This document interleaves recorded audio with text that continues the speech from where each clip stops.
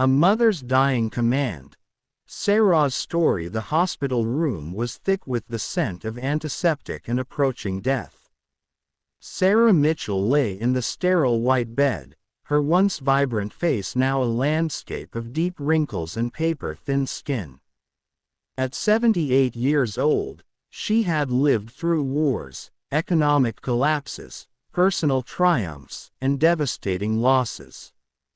But nothing in her long life had prepared her for the words that would escape her lips in her final hours, words that would haunt her daughter, Emma, for the rest of her life.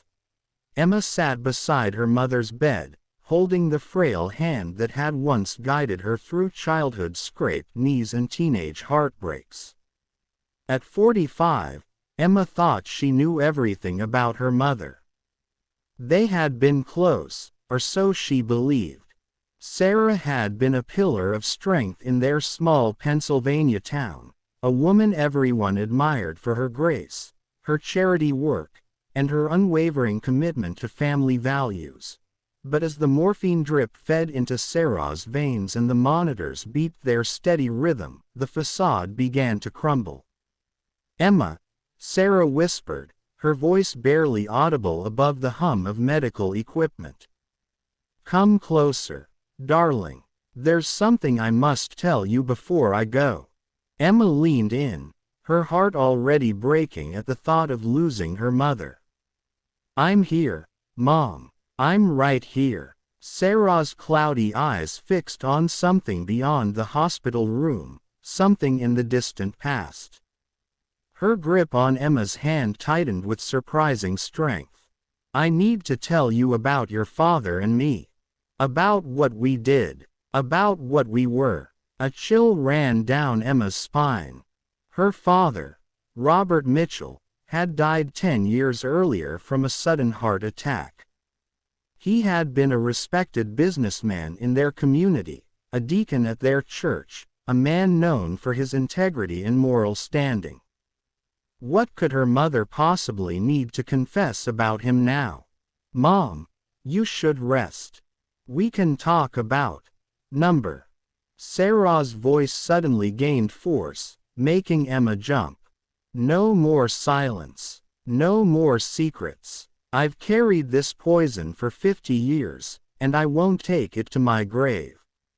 You deserve to know the truth, even if it destroys everything you believed about us." Emma felt her stomach twist into knots. Part of her wanted to stop her mother, to preserve the memories she had cherished. But another part, the part that had always sensed something unspoken lurking beneath the surface of her family's picture-perfect exterior, needed to hear what came next. Sarah's eyes welled with tears as she began her confession. "Your father and I, we weren't the people you thought we were. We weren't good people, Emma. We were monsters." The words hung in the air like poison gas. Emma wanted to object, to defend her parents, but something in her mother's expression, a mixture of relief and profound shame, kept her silent. "It was 1975, Sarah continued, her voice taking on a distant, haunting quality. "You were just a baby, barely 3 years old. Your father and I had been married for 6 years, but our marriage was nothing like it appeared to others. Behind closed doors, we were trapped in a cycle of abuse, manipulation, and depravity that I can barely comprehend now." Emma's hands began to tremble. She had never known any of this. Her childhood memories were of birthday parties and family vacations, of Sunday dinners and Christmas mornings. How could her mother be describing the same family? "Your father had appetites," Sarah said, the word dripping with disgust. "Dark appetites that I should have recognized as dangerous from the beginning. But I was young and naive, and he was charming and successful. By the time I understood what he truly was, I was already caught in his web." The heart monitor's beeping seemed to grow louder, more insistent, as if warning Emma of the horror to come. We had a neighbor, Sarah continued, her breathing becoming more labored. The Johnsons. They had a daughter, Rebecca. She was 16 years old, beautiful, full of life and dreams. She used to babysit you sometimes. Do you remember her, Emma? Emma searched her earliest memories, finding only fragments. A smiling young woman with blonde hair, kind eyes, a gentle voice reading bedtime stories. Vaguely. She moved away, didn't she? Sarah's laugh was bitter and broken. No, darling, she didn't move away. That's the lie we told. The lie the whole town accepted because they trusted us, because we were the Mitchells, and the Mitchells were good people. The old woman's chest heaved with the effort of speaking, but she pressed on, as if the words had been building pressure inside her for decades, desperate for release. Your father became obsessed with Rebecca. He would watch her from our windows, find excuses to talk to her, offer her rides home from school. I knew what he was thinking, what he wanted. I should have warned her family. I should have stopped him. But I didn't. God help me, I didn't. Tears streamed down Sarah's weathered cheeks now, cutting paths through the landscape of her wrinkles. Emma sat frozen, her mind refusing to process what she was hearing. One night, your father came to me with a plan. A terrible, evil plan. He said he wanted Rebecca, that he needed her, and that I was going to help him get her. I told him no. I told him I would go to the police, that I would tell everyone what kind of man he really was. Sarah paused, struggling for breath. A nurse peeked in, but Emma waved her away, unable to break the spell of this horrifying confession. That's when your father reminded me of my own secrets, Sarah continued. Things I had done before we married. Crimes I had committed that could send me to prison. He had kept evidence, documentation. He said if I didn't help him, he would destroy me, and you would be left without either parent. What choice did I have? You always have a choice, Emma whispered, though her voice lacked conviction. That's what I tell myself now, Sarah admitted. But then, in that moment, I was weak. I was terrified, and I was complicit in what came next. The old woman's voice dropped to barely a whisper, forcing Emma to lean even closer. We invited Rebecca over one evening, told her we needed a babysitter for you. But when she arrived, your father was waiting. He had drugged the tea I prepared. Within minutes, she was unconscious on our living room floor. Emma felt bile rise in her throat.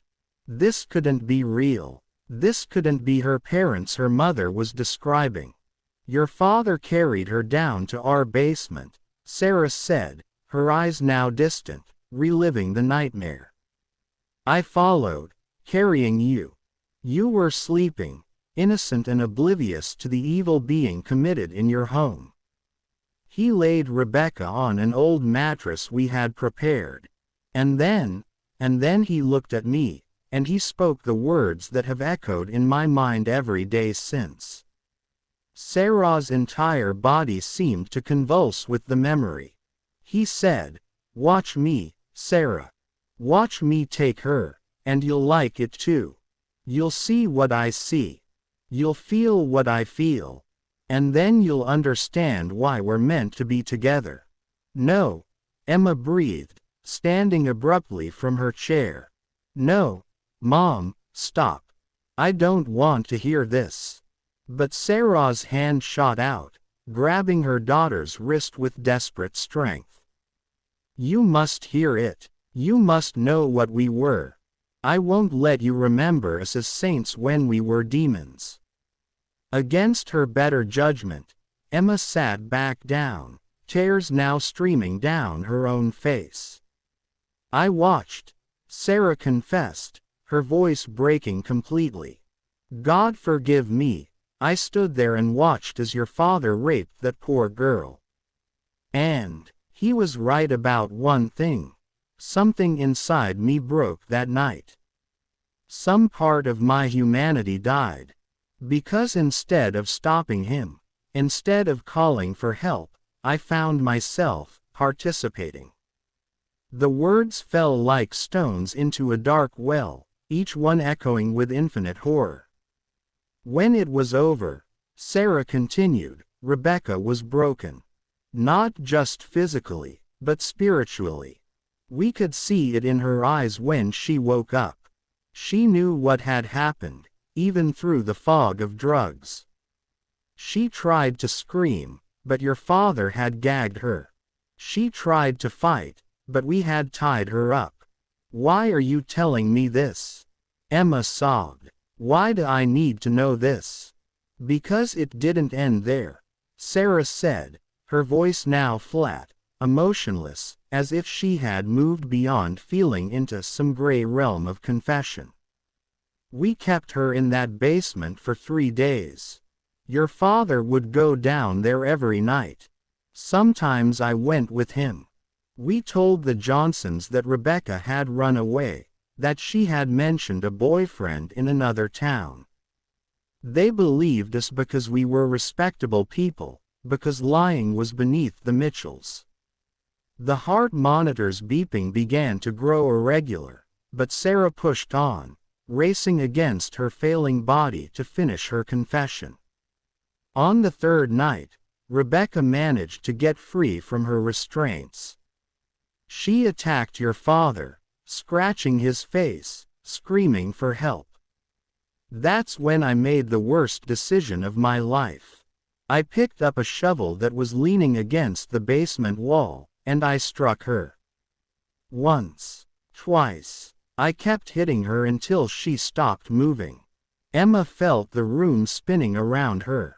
This couldn't be her mother, the woman who had taught her to say her prayers, who had bandaged her cuts, who had cheered at her school plays. Your father and I buried her body in the woods behind our property, Sarah said, her breathing now coming in short gasps. We planted a garden over the disturbed earth the next spring. Roses. Beautiful red roses. You used to play near them, do you remember? You would pick them for me, and I would put them in a vase on our kitchen table. Stop, Emma pleaded. Please, Mom, stop. But Sarah was beyond stopping now. The confession had taken on a life of its own, pouring out of her like blood from a mortal wound. The Johnsons moved away a year later, unable to bear living in the house where their daughter had supposedly run away from. The police investigated, but they found nothing. Why would they suspect us? We were model citizens. We donated to charity. We never missed church. We were the Mitchells. Sarah's voice began to fade, her strength finally failing her. For the next 40 years, your father and I lived with what we had done. It changed us in ways I can't fully explain. We never hurt anyone else, never repeated our crime. But we were haunted, Emma. Every day, every night, we were haunted by Rebecca's face, by what we had stolen from her and her family. The old woman's eyes locked onto her daughter's face one last time.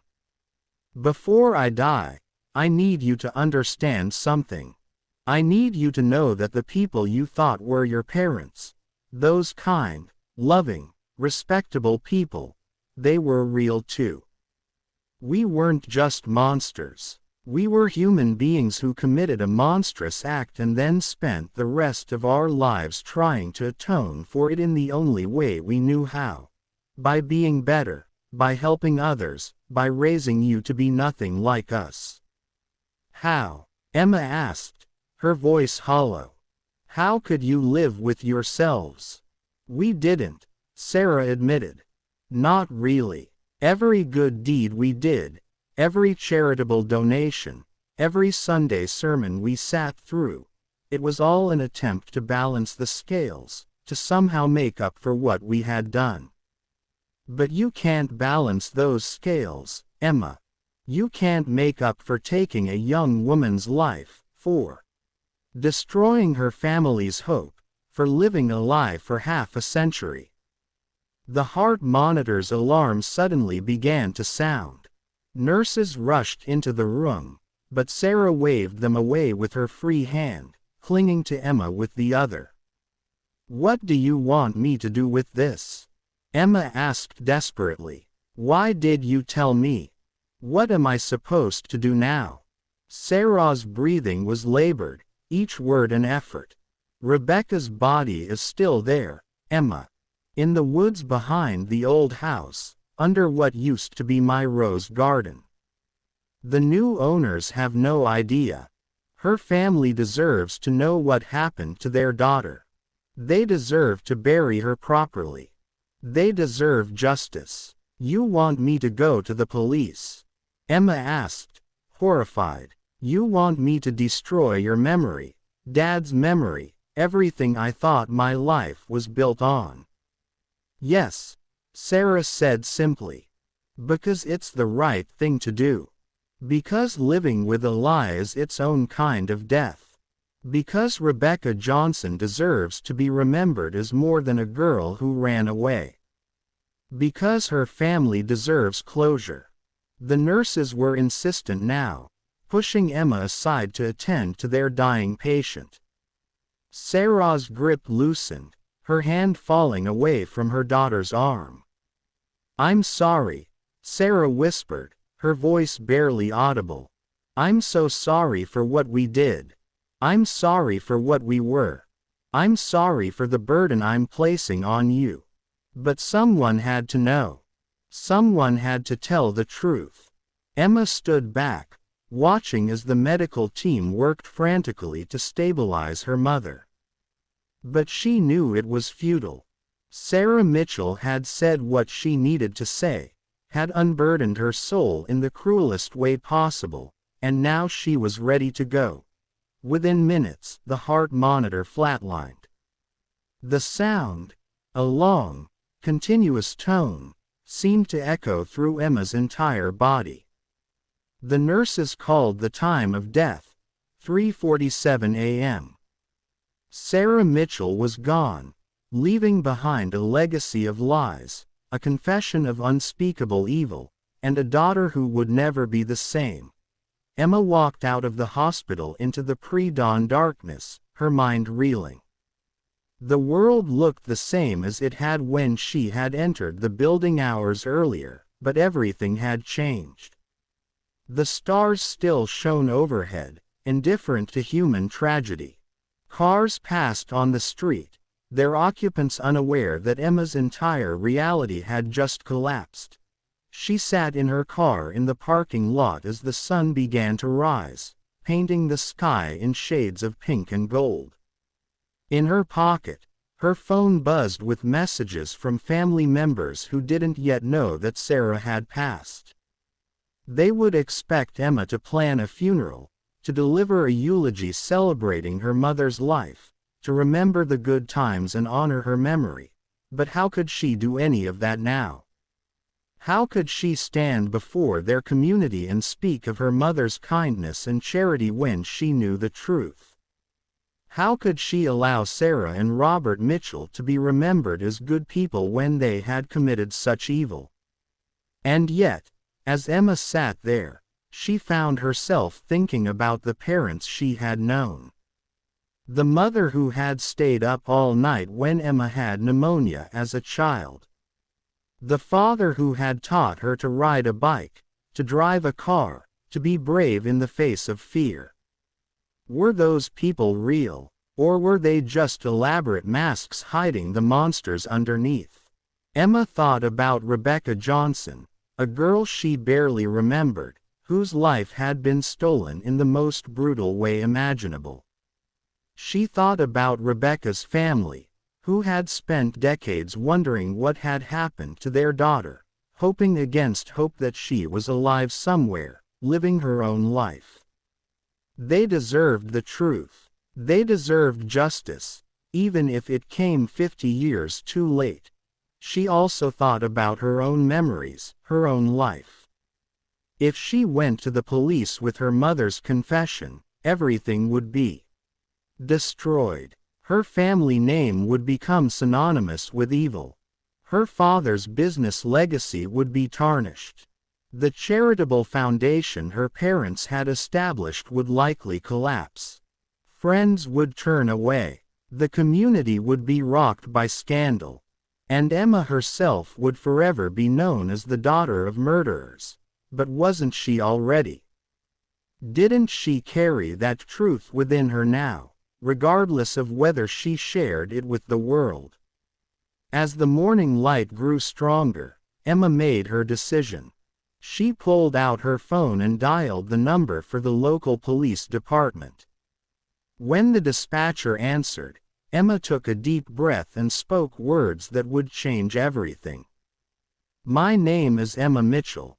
I need to report a murder that occurred 50 years ago. My parents, Sarah and Robert Mitchell, killed a young woman named Rebecca Johnson in 1975. Her body is buried on the property at 1847 Maple Street, behind the house. I have information about what happened, and I'm ready to tell you everything." The dispatcher's confusion was evident, but she transferred Emma to a detective. Over the next hour, sitting in that hospital parking lot as the world woke up around her, Emma recounted her mother's deathbed confession in excruciating detail. She told them where to dig, what to look for, everything her mother had revealed in those final, devastating minutes. When she finally hung up, Emma felt hollowed out, empty. She had done what her mother had asked. She had told the truth, consequences be damned. But she felt no sense of relief, no catharsis. Only a profound sadness for Rebecca Johnson, for her family, and for the little girl Emma had once been, who had played innocently near a grave she never knew existed. The next weeks were a nightmare of police investigations, exhumations, and media coverage. The story became national news. Respected couple revealed as murderers after 50 years, daughter turns them in after deathbed confession. The forensic team found Rebecca's remains exactly where Sarah had said they would be, along with evidence that corroborated the confession. The Johnson family, now elderly themselves, received closure they had never dared hope for. Rebecca's mother, now 90 years old and living in a nursing home, wept when police told her that her daughter had been found, that she hadn't run away, that she could finally be properly buried. The relief of knowing mixed with the horror of learning the truth created a bittersweet resolution to decades of agonizing uncertainty. Emma had to watch as her parents' graves were vandalized, as their charitable foundation was dissolved, as every good thing they had done was reevaluated through the lens of their crime. She had to endure the hatred of some community members who felt she had betrayed her family, and the judgment of others who wondered how she could have been so blind to her parents' true nature. But she also received letters from people who understood the impossible position she had been in, who recognized her courage in choosing truth over comfort. Rebecca's surviving siblings reached out to thank her, to tell her that while they could never forgive Sarah and Robert Mitchell, they were grateful to finally know what had happened to their sister. In the quiet moments, usually late at night when sleep wouldn't come, Emma would think about her mother's final words, about the burden of truth, about the cost of secrets kept too long. She wondered if Sarah had told her the truth as an act of love, forcing Emma to do what was right even at great personal cost.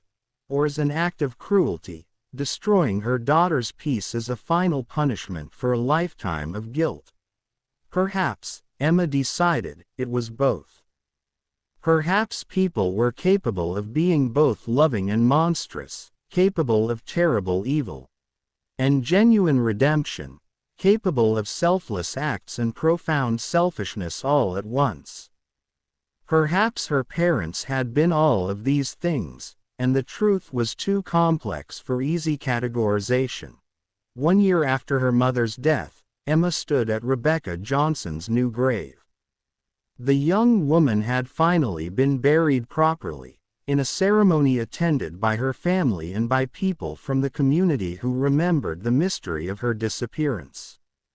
The headstone was simple but beautiful.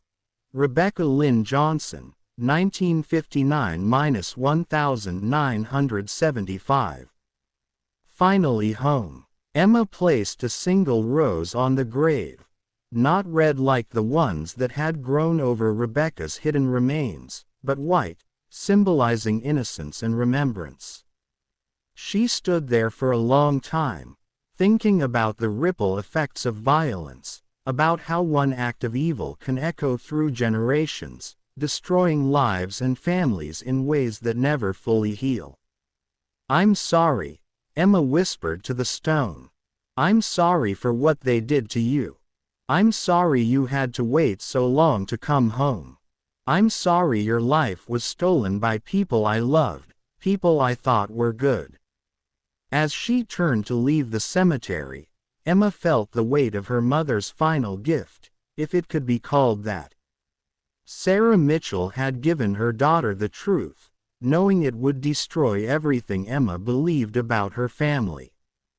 But in doing so, she had also given Emma the opportunity to choose righteousness over loyalty, justice over comfort, truth over convenient lies. It was a burden Emma would carry for the rest of her life, but it was also a strange kind of freedom. She no longer had to live with the lie, no longer had to unknowingly honor monsters, no longer had to build her life on a foundation of hidden evil. The truth had shattered her world, but at least now she knew she was standing on solid ground, however painful that ground might be. As Emma drove away from the cemetery, she thought about her own future, about whether she would ever be able to build a life free from the shadow of her parents' crime. She didn't know the answer, but she knew she would try, just as she knew she would always remember that morning in the hospital when her mother's dying words had changed everything. "Before dying, my mom looked at my dad and ordered, 'Rape our daughter and you'll like it.'" The words echoed in Emma's mind, but they were words her mother had never spoken. They were the horrifying command Sarah had watched Robert give about Rebecca Johnson all those years ago. The truth was somehow both better and worse than the sensational headline suggested. Not a command about Emma herself, but about another innocent victim, another family destroyed. And that, Emma realized, was the cruelest truth of all. Her mother hadn't just confessed to a crime. She had forced Emma to understand that evil doesn't always look like a monster. Sometimes it looks like your parents, smiling over Sunday dinner. Sometimes it lives in nice houses with rose gardens. Sometimes it hides behind charitable donations and church attendance and community respect. Sometimes evil looks like love, and that's the most terrifying thing of all.